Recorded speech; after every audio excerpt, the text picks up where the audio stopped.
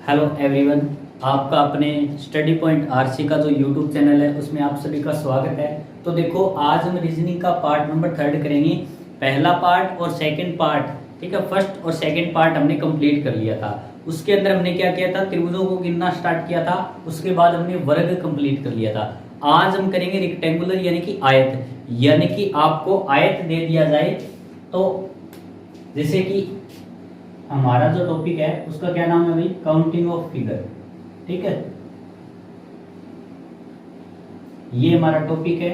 इसका part first हमने complete कर लिया था, सेकंड भी हमने कंप्लीट कर लिया था, ठीक है। तो आज हम कौन सा पार्ट करेंगे, पार्ट नंबर 3। कौन सा पार्ट स्टार्ट करेंगे भाई, पार्ट नंबर 3, ठीक है। फर्स्ट के अंदर हमने क्या किया था, फर्स्ट में केवल त्रिभुजों को गिनना स्टार्ट किया था, ठीक है, त्रिभुजों को गिनना हमने सीखा था।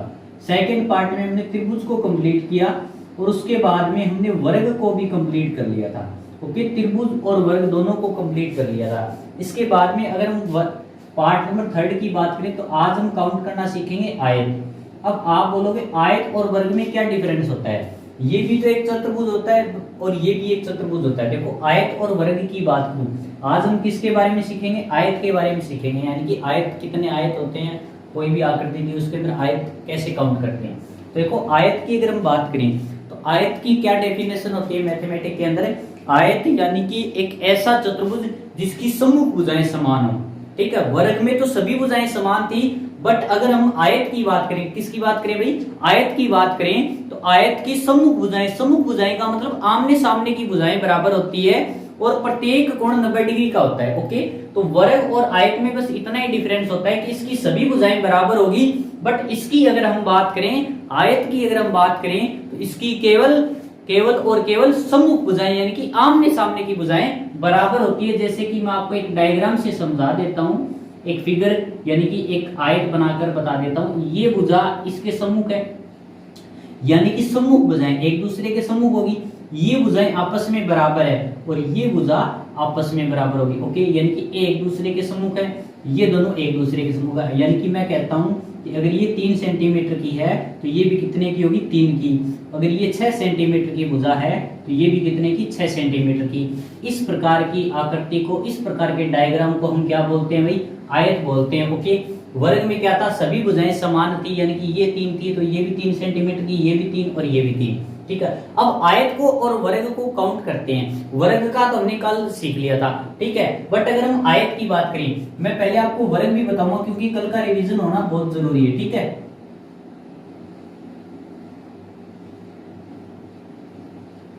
अब देखो, अब इसके अंदर पहले आपको वर्ग काउंट करने के लिए बोल दे। मान लो वर्ग काउंट करना, तो कैसे काउंट करते थे वर्ग में, कि हमें टोटल बॉक्स का नंबरिंग करना होता था, ठीक है। 1 2 3 4 5। इसके बाद देखो 2 और 3 काउंट कर लिया। उसके बाद हम क्या करते थे कि मैक्सिमम रो नंबर और मैक्सिमम कॉलम नंबर उठाते थे, ठीक है। यानी कि एक यहाँ से मैक्सिमम नंबर, एक यहाँ से मैक्सिमम नंबर, सबसे बड़ा नंबर, एक जगह 3, एक जगह 5। उसके बाद हम क्या करते थे, बीच में क्रॉस यानी कि मल्टीप्लाई। 3 से 10 छोटा 2, 5 से 10 छोटा 4, 2 से 10 छोटा 1, 4 से 10 छोटा 3, ठीक है। उसके बाद देखो, 1 से छोटा होता है क्या, 0 होता है। 0 अगर हम लिखेंगे तो 0 को किसी भी नंबर से मल्टीप्लाई करोगे हमेशा 0 आएगा। यानी कि हमारा क्वेश्चन यहाँ पर आगे कंप्लीट हो गया है।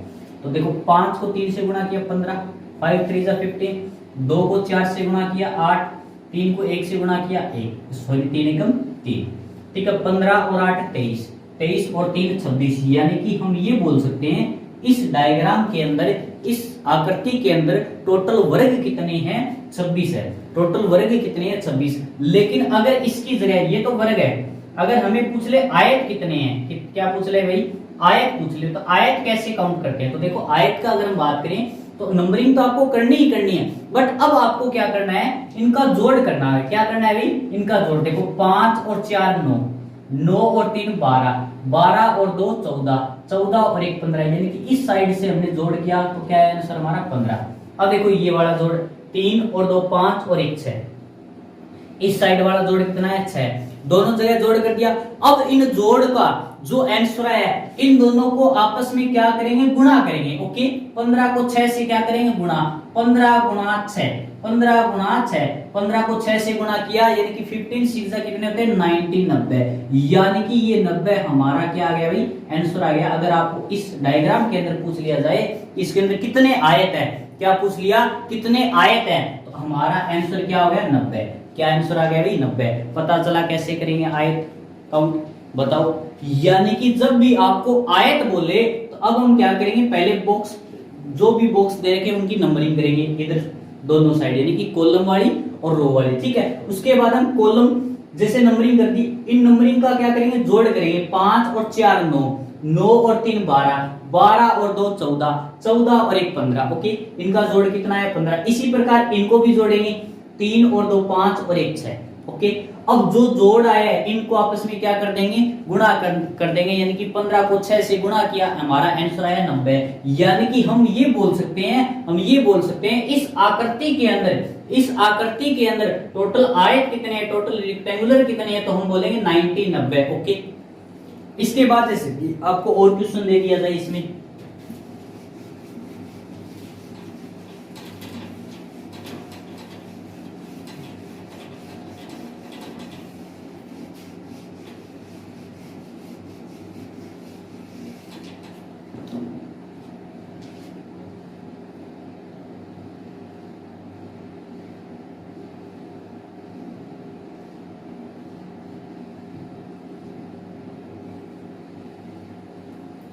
जैसे इस आकृति के अंदर आपको पूछ लिया जाए कि इसके अंदर आयत कितने हैं, आपसे क्या पूछ लिया आयत कितने हैं, इस आकृति में आयत कितने ये पूछ लिया आपको, ठीक है। कैसे काउंट करोगे, तो देखो सबसे पहले मैंने बताया था कि जितने भी बॉक्स हम की नंबरिंग करेंगे, नंबरिंग कैसे करोगे, देखो 1 2 3 4 5 और 6, इधर साइड वाले 6, अब नीचे देखो 1 2 3 4 5।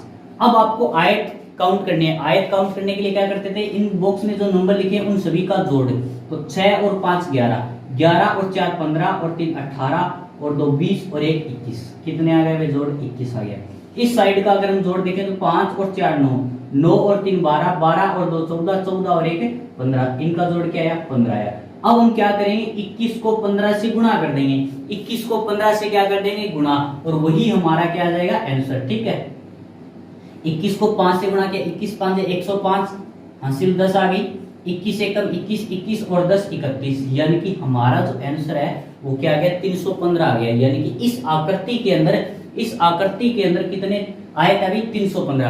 बट कभी कभी आपको क्वेश्चन ऐसे दे दिया जाएगा कि इस आकृति के अंदर कितने केवल आयत हैं, आपसे क्या पूछ लिया गया केवल आयत कितने हैं। एक बात हमेशा याद रखना, अगर केवल आयत पूछे, आपसे क्या पूछे केवल आयत पूछे, तब आपका आंसर 315 नहीं होगा।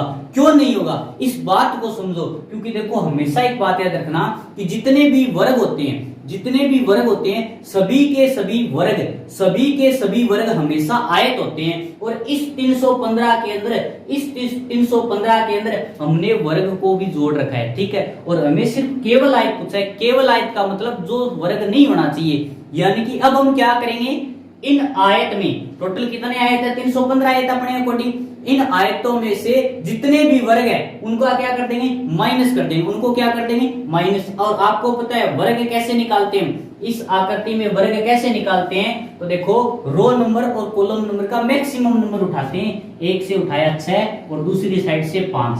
अब क्या करेंगे इनका डिक्रीजिंग ऑर्डर, यानी कि एक एक कम करते चलेंगे। तो 5 से जस्ट छोटा 4, इधर 5, 4 से छोटा 3 और 5 से छोटा 4, 3 से छोटा 2, 4 से छोटा 3, 2 से छोटा 1, 3 से छोटा 2, 1 से छोटा 0, 0 आ गया, मतलब आगे कुछ नहीं करना, इनका मल्टीप्लाई।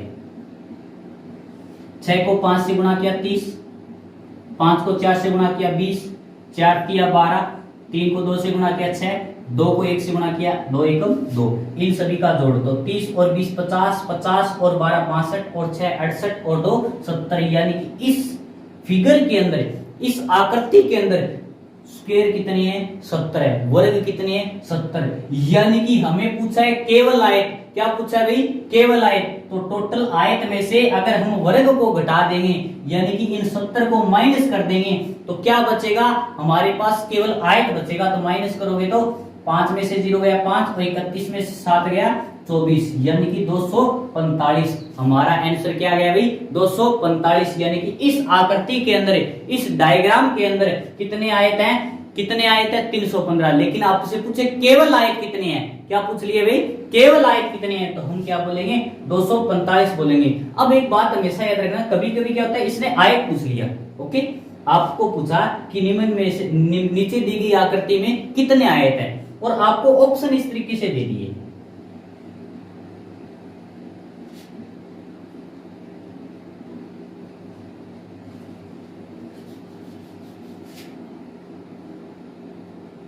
नन ऑफ दिस, ठीक है, एक तो ये दे रखा है, दूसरा इसी के अंदर डायग्राम यही है, ऑप्शन अलग अलग तरीके से दे सकता है ये।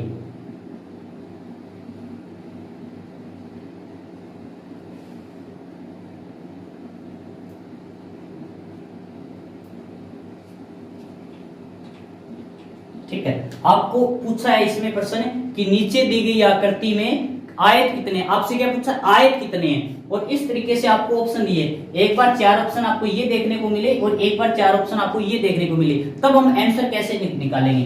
अब देखो हमने देखा कि इसके अंदर टोटल आयत कितने हमारे अकॉर्डिंग 315 है, तो सबसे पहले हम देखेंगे 315 ऑप्शन में है क्या, तो हमने देखा 315 है, यानी कि हमारा आंसर बी आएगा। ठीक है, आंसर क्या आएगा, बी आएगा, आंसर क्या आएगा, बी आएगा। उसके बाद में हमने, अगर मान लो आपके पास ये 4 ऑप्शन ही है, आपके पास केवल 4 ऑप्शन ही है, 310, 245, 240, नन ऑफ दीज, आपने निकाले 315। अब आपने देखा इन तीनों में से कहीं भी 315 नहीं है, तो आपने क्या कर दिया, डी ऑप्शन लगा दिया, नन ऑफ दीज। आपने क्या लगा दिया, डी ऑप्शन लगा दिया। ये ऑप्शन आपका बिल्कुल गलत है। क्यों गलत है, क्योंकि इसने कभी कभी ये अपनी इच्छा से आयत में केवल आयत मान लेता है। यानी कि हम क्या करेंगे, अगर हमारा ऑप्शन 315 नहीं आ रहा है, अब हम क्या करेंगे कि जितने भी स्क्वायर है उस आकृति में, जितने भी स्क्वायर है उनको माइनस कर देंगे। अगर हमारा ऑप्शन आया 245, इसमें अब ये चेक कर लो कि आपका 245 ऑप्शन दे रखा है क्या, अगर नहीं दे रखा है तब तो हमारा डी ऑप्शन सही है। अगर इसने 245 ऑप्शन में दे रखा है, इसने 245 ऑप्शन में दे रखा है, तो ये ऑप्शन गलत होगा और सही ऑप्शन होगा हमारा बी 245। ओके, आई बात समझ, यानी कि ये भी ऑप्शन पे डिपेंड रहता है। ठीक है, अब प्रश्न ये पूछा गया कि नीचे दी गई आकृति में केवल आयत कितने हैं, क्या प्रश्न पूछ लिया, केवल आयत कितने हैं, और ये ऑप्शन दे दिया आपको। तो अब बताओ मेरे को, अगर आपको केवल आयत पूछ लिया जाए, तो आप ऑप्शन में आपको 315 भी है और 245 भी है, तब हमें याद रखना केवल आयत। प्रश्न में क्या पूछा आपको, केवल आयत पूछा है, तो आंसर 315 गलत होगा। क्यों गलत होगा, क्योंकि इन 315 में वर्ग भी शामिल है। क्या शामिल है भाई, वर्ग भी शामिल है। यानी कि हमारा आंसर 315 से मतलब नहीं है, दे रखा हो चाहे नहीं दे रखा हो, हमारा आंसर स्टिक आंसर क्या होगा, 245 होगा। कैसे निकालेंगे, पहले टोटल रेक्टेंगुलर आयत निकालेंगे और उन आयतों में से, उन आयत में से क्या कर देंगे, माइनस, स्क्वायर माइनस कर देंगे। स्क्वायर कितने थे, 70, जो कि हमने यहाँ पे निकाले थे। ठीक है, 315 में से 70 माइनस किया 245, यानी कि अब हमारा आंसर क्या आ गया भाई, 245 होगा। यहाँ पे भी 245 होगा, यहाँ पे भी 245 होगा। अगर आपको ऑप्शन ये दे दिए जाए 310, 315, 220 और डी हो गया नन ऑफ दीज, और आपको प्रश्न ये पूछा है नीचे दी गई आकृति में केवल आयत कितने हैं, तो बताओ कितने आयत होंगे, जल्दी बताओ कितने आयत होंगे भाई, 310 होंगे या 315 होंगे या 220 होंगे या नन ऑफ दीज होंगे। यानी कि केवल आयत पूछा है, तो आपने सोचा केवल आयत में हमने देखा 245 तो है ही नहीं, अगर नहीं है तो 315 आना चाहिए। बिल्कुल गलत बात है, आपने जो सोचा है वो बिल्कुल गलत है। 315 आंसर गलत है। क्यों गलत है, क्योंकि 315 के अंदर 70 वर्ग भी जोड़ रखे इसने। यानी कि हमें देखना है केवल आयत पूछे तो एक ही आंसर होगा 245। अगर ऑप्शन में है क्या, देखो यहाँ पे भी नहीं है, यहाँ पे भी नहीं है और यहाँ पे भी नहीं है, यानी कि हमारा जो आंसर होगा क्या होगा भाई, डी ऑप्शन होगा, नन ऑफ दीज। क्या आंसर होगा भाई, नन ऑफ दीज। यानी कि इसी फिगर के अंदर हम ऑप्शन से आंसर देखेंगे। ऑप्शन में क्या देखा है, अगर आपको पूछे आयत कितने, टोटल आयत कितने, आयत पूछ लिया, केवल सिर्फ आयत पूछ लिया, तो हमारा आंसर होगा 315। अगर 315 ऑप्शन में नहीं है तब हम क्या देखेंगे, 245। 245 कैसे देखें, क्योंकि इसमें 70 वर्ग है और 70 को हमने माइनस कर दिया। अब आपसे पूछ लिया जाए केवल आयत कितनी है, केवल आयत पूछे तो हमेशा आंसर 245 होगा, कभी भी 315 नहीं हो सकता। ओके, ये बात हमेशा याद रखना। और आयत के अंदर इतना ही दे रखा है। ठीक है, आयत में और कुछ नहीं है, ऐसे ही काउंट करना होता है। तो आज का जो हमारा चैप्टर था counting of figure part third में हमने इसको कंप्लीट कर दिया। ठीक है, अब हम रीजनिंग के अंदर नेक्स्ट टॉपिक नेक्स्ट वीडियो के अंदर लाएंगे। Okay, thank you.